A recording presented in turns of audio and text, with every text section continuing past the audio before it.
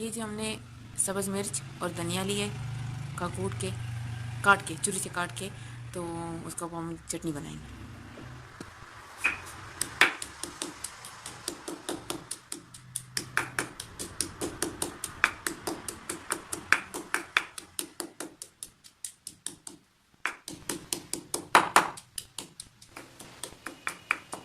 ये तो हमारा मिर्च और सब्ज़ धनिया जो था वो कूटा गया।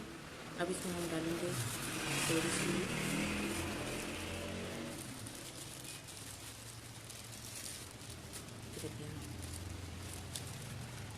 थोड़ी सी अचार डालेंगे, चटपटा।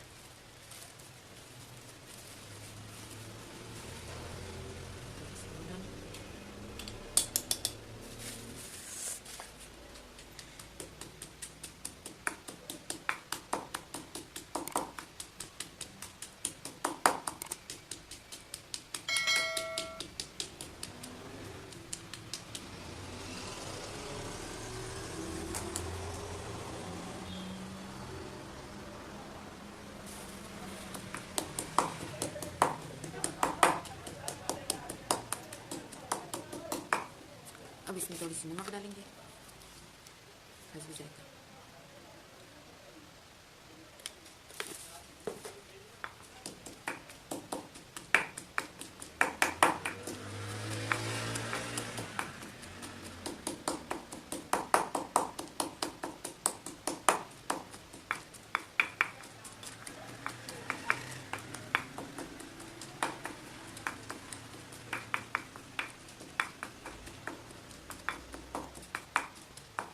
अब इसमें हम शामिल करेंगे दही।